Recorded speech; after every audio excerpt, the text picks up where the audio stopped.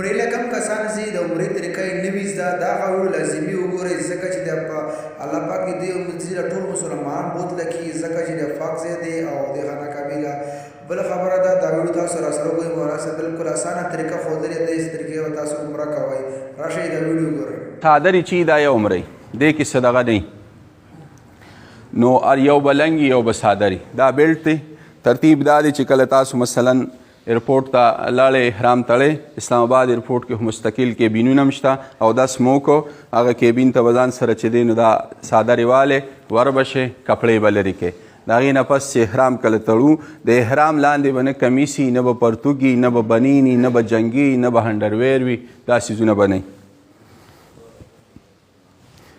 دومره ده چې لکه یو موږ عام حالت کې ولاړ یو چې کله دا احرام تاسو هلته تړئ نو دا خپې به د لږ خپل حالت نه کولاو کې دا د سهولت مسله ده د شریعت مسله نه ده یعنی دا به موږ تاسو ته ګرځېدل اساني دارنګې به بیا داسې به لږ کولا ودرېږو د احرام دا صادر او دا سرونه چې دا به برابر کړو دا هم د سهولت مسله ده د شریعت نه ده یعنې تړل به اساني که څه لنډ مخکې وروستې څه خبره پکې نشته نو دې ترتیب سره داسې به شي دا یې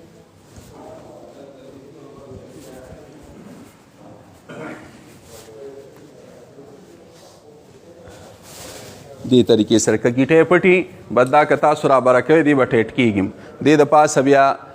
بیلټ تړلی پرتوغاښ پې هم تړلی شي البته دې کې بډه نه شئ جوړولی چې بډه جوړه کړئ او پرتوغاښ پکې واچوئ نور که د پاسه پې پرتوغاښ تړی نو ټیک دی هم څه مسله نشته که بعضې مشران ته دا څیز ګراني بس پرتوغاښ دې پې وتړي دې ترتیب سره دا دې دپاره دی چې لکه مونږ ته خو لږ دا لنګ دا کار ګراني او اوسنو ظلمو ته د صادر کار هم ګراني نو دې ترتیب سره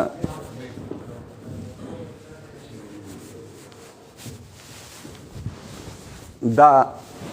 دې ترتیب سره مونږ احرام وتړو بس بیا به نفل وکړو چې نفل وکړو سلام وګرځو نو سر ما تاسو ته ښکاره به کړو دې طریقې سره بیا خو نوره طریقه بیان شوې مثلا تاسو مطاب ته راورسېدې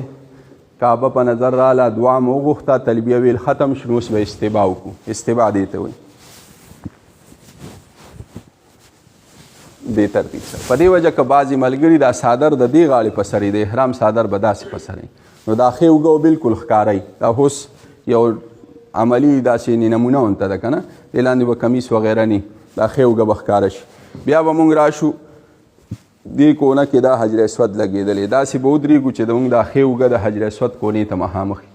نیت به وکړو یا الله زه د عمرې د طواف نیت کوم ما ته احسان کړي ما نه قبول کړي یو قدم به راوالو داسې نو الله اکبر دا نیت شو ورپسې بسم الله الله اکبر ولله الحمد لاس به ښکل کړو بیا رمل او دې ترتیب سره به روان شو سبحان الله والحمد لله ولا اله الا الله والله اکبر ولا حول ولا قوة الا بالله العلي العظيم چې رکن یمانی ته راورسو نو بیا اللهم ربنا آتنا في الدنيا حسنه وفي الاخره حسنه وقنا عذاب النار بسم الله الله اکبر بس صرف سینه او مخ بدل ته استعلام دوران کې راړو دویم سبحان الله ولا اله الا الله والله اکبر ولا حول ولا قوة الا بالله العلي العظيم اللهم ربنا آتنا في الدنيا في الآخرة حسنه وقنا عذاب النار بسم الله الله اکبر دریم سبحان الله والحمد لله ولا اله الا الله والله اكبر ولا حول ولا قوة الا بالله العلي العظيم اللهم ربنا آتنا في الدنيا حسنه وفي الآخرة حسنه وقنا عذاب النار بسم الله الله اکبر دین پس بیا درې چکرې پوره شو نو رمل خو دا رمل که چرې ګڼه نه نو رمل کول دي اوس که ګڼئ نو بیا رمل به پاتې کېږي مخکې و فقهاو کتابونو کې لیکلي دي چې انتظار دی وکړي چې ګڼه ختمه شو لکه اوس خو ګڼه هم نه ختمېږي نو بس هلته بیا سې هغه شکل کول یو کس معذوره دی نشي کولی نو بس په هغه باندې بیا رمل نشته دین علاوه بس بیا دغسې سعادت لري سبحان الله والحمد لله ولا اله الا الله والله اکبر ولا حول ولا قوة الا بالله العلي العظيم اللهم ربنا آتنا في الدنيا حسنه وفي الآخرة حسنه وقنا عذاب النار بسم الله الله اکبر پنځم دې کې د درېیمه کلمه ویل الله مسنون دي که تاسو پکې مثلا نور څه اذکار وایې دعاګانې درځي په یادو ویلی شي دارنګې مصحف نه تلاوت کول هم مکروه دي د قرآن نه چې ورته ګورې اوس تلاوت کوي دا مکروه دی. په یادو تلاوت